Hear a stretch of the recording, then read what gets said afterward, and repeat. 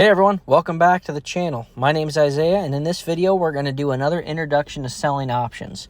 Today's video is going to focus on how to handle multiple positions.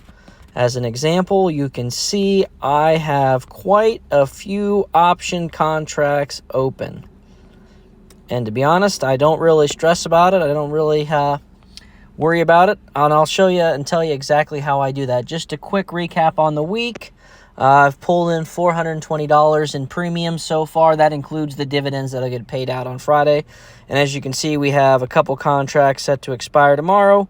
I'm going to roll a couple of them, and then I'm going to let a couple get assigned just so I can sell covered calls against them, because I think I'll collect more on that side than the put side. So, the first thing, when you sell a put, as I've said before, you are agreeing to buy a stock for a predetermined price. Because of that, you are collecting a credit ahead of time. But let's say the stock price drops below your strike price. So as you can see, my RUN stock, I agreed to buy it. I sold a put on it for $6.50. And I collected $32 from that. A pretty good payout for a $350 investment. Most dividends don't yield you that much on that payout. So, if I wanted to close this position, I would have to buy the position closed, which means the current price, you see this up here, minus one contract, current price 34. My average credit is 32 because that's what I collected. So that current price, I think people are getting confused and they think at expiration they're going to have to pay that. No. If you want to close the position, yeah, you technically would. But there are multiple ways around it. The first is letting it get assigned. You're okay with owning that stock at that price. That's why you sold a put on it. So you let it get assigned, and then you sell a covered call on the other side. You are not paying any extra money. You are collecting that $32 from selling that put because you agreed to buy it ahead of time, and there's no other payments out to you. Now, let's say you don't want to get assigned just yet and you want to roll the position. We can click on trade, roll position, and let's go a month out. I like to go a month out, and I keep it at the same strike price. So at the $6.50, we could roll it. We would collect a $44 credit. Now, keep in mind, this is on top of the $32 credit I've already collected. This is not $12 more in collecting us $44. No, we would roll this position and collect another $44. So that initial $650 investment would now turn into $76 in 2 months. That's pretty good. So the way you can play it, it's multiple ways. You can roll the position, you can let it get assigned, but when you see this negative number, so market value, negative 34, do not think you are paying that. Now, if you want to close the position, you do have to buy it to close it. But again, we sold options on this position because we agreed to buy it for that predetermined price, and we're okay with owning it there. So even if we would get assigned, that's fine. Let's sell covered calls on the other side and collect premiums the whole way up.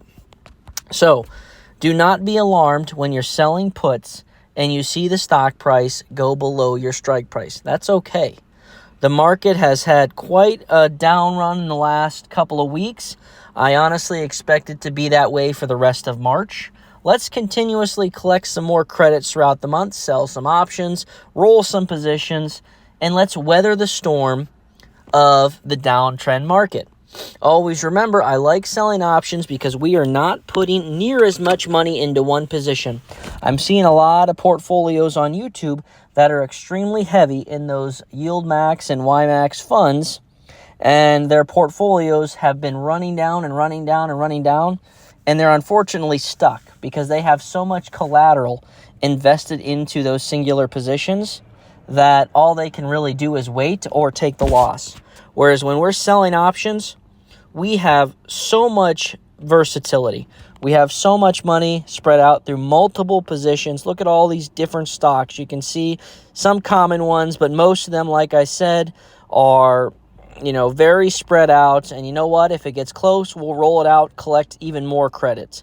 Always remember, when you're opening an option contract, it's 100 times the share price because a contract is 100 shares. So for those of you with a smaller account, if you see a $5.50 Wolf put, that means I agree to buy Wolf for $5.50. That means the option contract, the collateral that is needed, is $550. 100 times the current strike price. Okay? I hope that makes sense, and I hope this video helps give you an even deeper understanding of options. Like I said, this is now my third introduction to options, and I'm going to keep putting them out there. And if you have some specific questions on selling options, please put them in the comments. If you want to work with me on Fiverr, I have my link below. Like I said, my goal is to provide educational support so that we can all grow together and that we can achieve that financial freedom that we so deserve. And 2025 will be the year we invest in ourselves. So help me out, leave a like, comment, subscribe, and I will see you in the next one.